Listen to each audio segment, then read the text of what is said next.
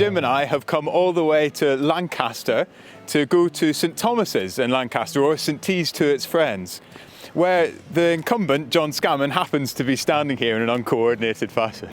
What a surprise, John. You're saying I'm uncoordinated? Sorry, yes, no, I don't mean your outfit. So, John, as an incumbent, I thought it would be really interesting to hear how you and how the church has engaged with a lot of the legislation, with the guidance, with the endless coronavirus emails I send you, yes. and how you found that. Thank you. Well, obviously it's always a joy when the coronavirus task force email arrives in my inbox, and I can't wait to read it. I just want to say a real tribute to how the diocese has led on this. It's been hugely helpful the way you've digested and helped us to get our heads around the regulations. There has been a huge amount to get to grips with, hasn't there? And all sorts of ever-changing regulations, and across different parts of Lancashire, how many can gather and what kind of setting, what counts as socialising, what counts as, what is a life group, a house group, is that allowed or not, where can it meet, can it be in the park? It's a little bit like Dr. Seuss. We find ourselves going not with a goat, and you can be on a plane but not on a train, and all those kinds of things. So we've been constantly trying to rework what can we do with church life, and at times it has been quite a bit of a headache. How have you found that the church, as the people, have responded?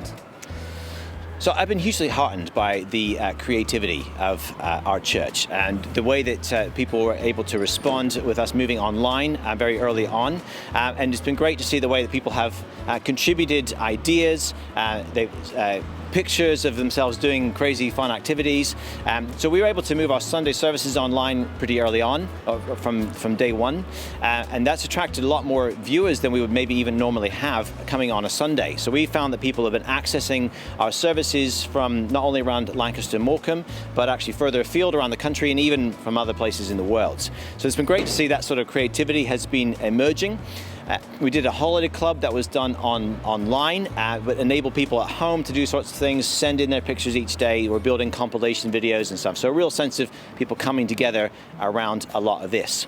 Doing things like daily prayer online through Zoom, using Lectio 365, bringing together little communities of people who are wanting to pray, even in their own homes, and that's been really creative. So there's been lots of different ways in which we've been able to go online, and now we're going to be trying a new Insta service coming up this coming Sunday. We're starting on Instagram. I'm not very familiar with it myself, but I know people who are, so we're excited about that and just trying out new ways of moving forward, keeping some things that are on site and some things that are online, trying to find a blended way forward as we navigate the ever-changing restrictions.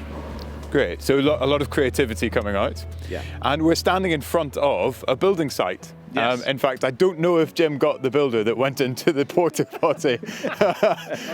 Not quite, but it's a very live building site, clearly. Yeah. And I'd be interested to know how that's gone and how you found that during a time of national crisis, really. Yes, thank you. We were literally about to launch we had just launched our pledge campaign, our third round of pledge campaigns to build our new church centre, and it was literally the Sunday we announced it, and then the next day the restrictions began to come into force. We couldn't gather back the next Sunday, so we then paused our building project for a number of months. We went back to the church and asked them. Strong support was expressed to go ahead, so we invited the church to return those pledges, and it was a very generous response to that, which has enabled us to then start with the contractors on site this week. So they're just beginning work on our new church centre, which is a big project we've been working towards for a few years. So really blessed by the generosity and support of the church. What I'm going to do is I'm going to go into the church and I'm going to meet some of the staff team. And one of those staff is Jeanette, who is St Thomas's third age coordinator. And what that means is that she works with older people and particularly people with dementia. Now, Jeanette, what have you found and how have you found these people have been coping over the last few months? These are people who struggle with loneliness, and to be fair, putting them in virtual isolation has made things really difficult for them, particularly people who care for someone with dementia. And that person may ask them many times a day why they can't go out, why they can't do the normal things.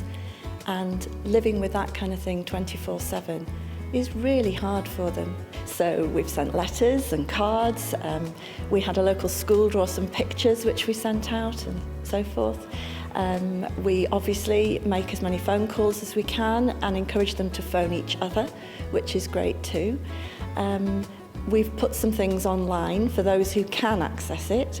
So we do a virtual coffee with a thought for the day, and then we put them into Zoom rooms and let them have a chat and so on.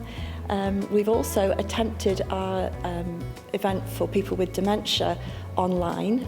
We run a thing called Lyrics and Lunch, which we've now begun to spread throughout the diocese and further afield, where we sing and have lunch with people with dementia. Now, obviously, we haven't been able to do that when we were in full lockdown, but we did try doing it online, on Zoom, which you can also phone into if you don't have internet. And one of the themes that you picked out was loneliness. Is that something that has been something you've noticed a lot of, and is that something that we can do, those who are watching, to help? Yeah. One of the things that we did during the summer, instead of holding our usual holiday at home, which is 3 days where people come to us and we do fun activities and have nice food and entertainment and things, obviously we couldn't do it. So we created a holiday at home pack, and we put DVDs together of the kind of things that we normally do and a little service on it, and we put little treats in the bag and various things. And then we couldn't post those out. They wouldn't go through letterboxes. So we actually went and handed them to people on the doorstep. And that was when I heard just how hard it's been for some people, just how much they've been struggling. We've moved upstairs to the St T's studio, which is quite a sight, to meet the youth coordinator, Ali. Ali, hello. Things must have been very different over the last couple of months. Yeah. Can you give us a bit of insight as to how? Yeah, well, this used to be my youth room. Like, we used to use it on a Sunday morning, and we used to make lots of raucous noise and interrupt the service all the time. Had a Kaylee in here once. That was great fun. But yeah, now it's a TV studio plus a little hangout space that I can't actually use because I can't socially distance my young people up here. So yeah, things have changed massively. We kind of saw COVID, how the lockdown coming, so we got sort of prepared ahead of time, got all the consent ready to go out on Zoom, and we transitioned stuff straight away, everything onto Zoom. So our Sunday morning provision, we have 2 groups, and then our midweek provision as well. Online youth provision. Yes. What does that look like? What could I expect if I signed up? Well, we try and make it feel really similar to how it would be in real life. So the idea if you almost like walk through the doors of the church, we use breakout rooms to kind of be different spaces. So we on Zoom we have like a games room and a craft room and a chill. So the young people get to choose where they want to go and they can move between the rooms. So we do that to about the first sort of half hour, and then we have a corporate time together, a little bit of teaching, a little taste of what's to come. And then we say goodbye to those that need to go, and then we stay on for some worship, and that was always interesting, worship on Zoom. We figured out ways of doing it, kind of, and then have some Bible study discussion breakout. That's been really, really good. Some really great responses. We've seen a number of young people make professions of faith during this time online, which has been amazing. We've seen faith go deeper. We've also seen people struggle with Zoom, like Zoom fatigue has definitely kicked in lots of ways. So that kind of sort of May, June time, we noticed that was becoming the case. We switched things up a little bit on our provision online. And tell me a couple of things, or maybe one thing that has brought you joy, and something that you really want to hold on to when things get back to, well, normal. I'm not sure what that is anymore, but when things go back to being able to open up a bit more, what might you hold on to? I think my biggest joy has been my team. Like, they've been incredible. Could not have done this without them. Not by a million miles. Like, they've been so faithful, so committed. They've gone the extra mile on things. So that's brought me real joy, and how we've come together as friends as well during this time. It really feels like we are a close unit. So that's been really good, and a real blessing. And how that's then translated through to the young people.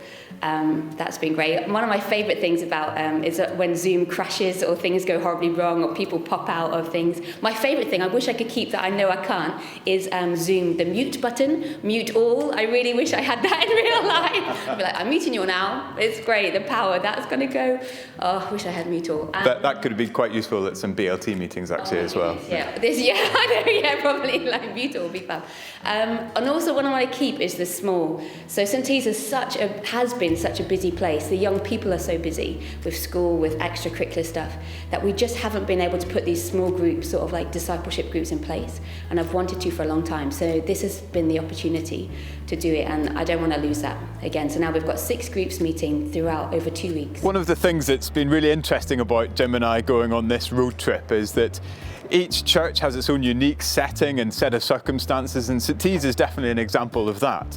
But it's also mirrored what we've seen everywhere, which is the need for great creativity with which to respond to the time that we're in. And actually it's been so fun to keep doing this and to see that in play throughout the whole diocese. So well done, really, I suppose. It's been good fun.